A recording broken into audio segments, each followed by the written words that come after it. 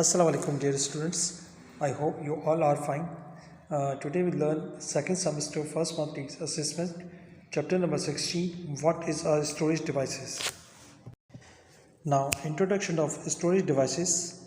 Storage refers to the media on which data, instruction and information are kept as well as the device that are recorded and retrieved.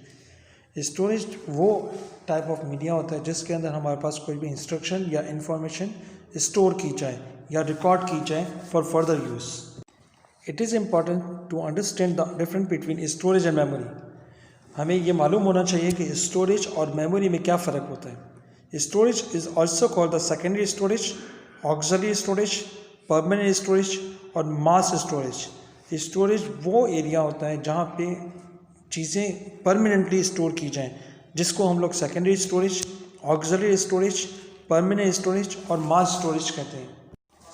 It holds items such as data, instructions and information for further use. इसके अंदर कोई भी हमारे किस्म का data, कोई instruction हो या इंफॉर्मेशन हो, फॉर लेटर यूज़ या फॉर फर्दर यूज़ हम लोग उसको स्टोर कर रहे होते हैं. इसको बेसिकली हम लोग स्टोरेज डिवाइस कहते हैं. Now further we read, storage medium, media is the plural. It is the physical material in which a computer keeps data, instruction and information. Storage medium इसको हम लोग एज अ मीडिया कह सकते हैं. Media plural में कहते हैं हम लोग स्टोरेज को.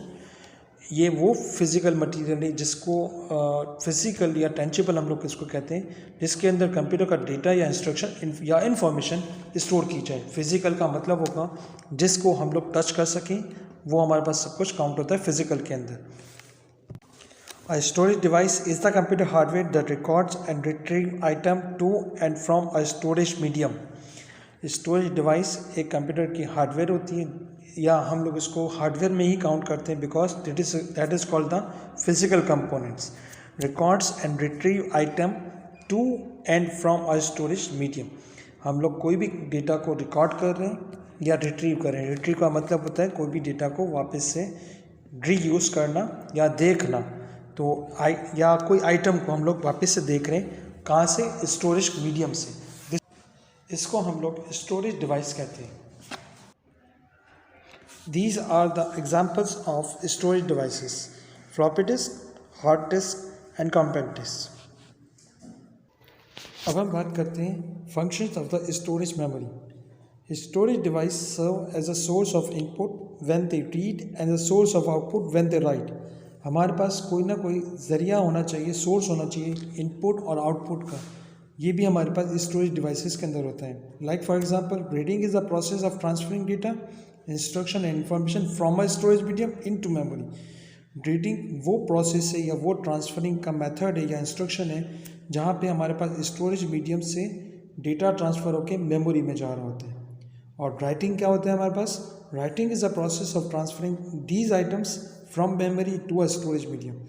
ये हमारे पास मेमोरी से स्टोरेज मीडियम में फीड हो रहा होता है, यानी सेव हो रहा होता है.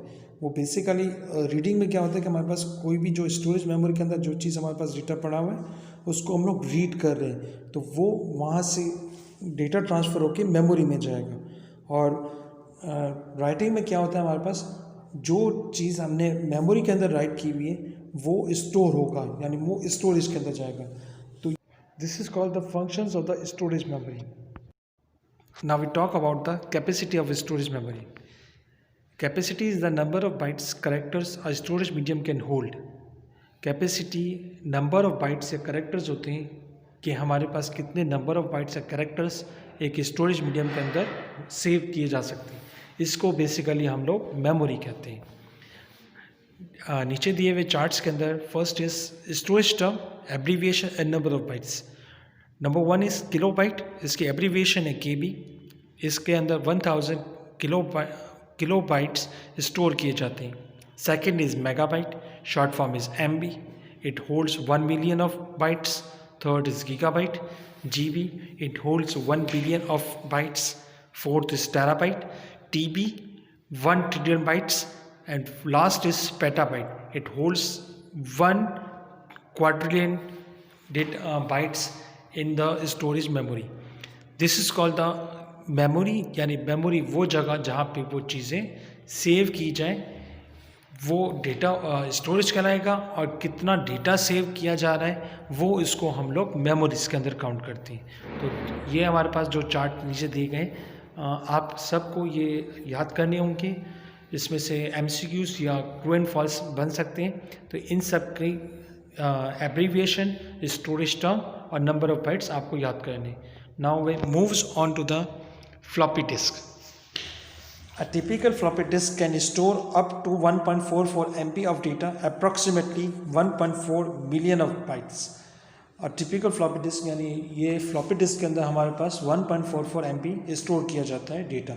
अब आजकल ये यूज़ नहीं की जाती, इसकी वजह से ये अवेलेबल नहीं है, और इवन कि हमारे पास फ्लॉपी ड्राइव भी नहीं आती जो पहले हमारे पास ज़माने में आती थी।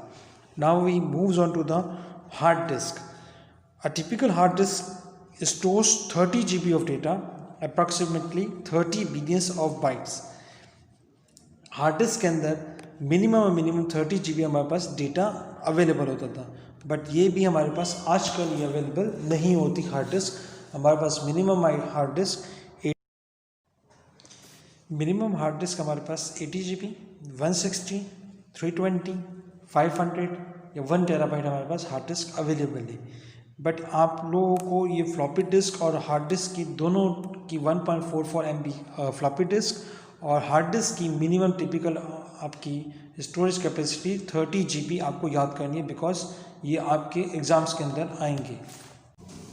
Further we discuss about the types of storage devices in the next class. Till then, Allah हाफिज़ एंड टेक केयर।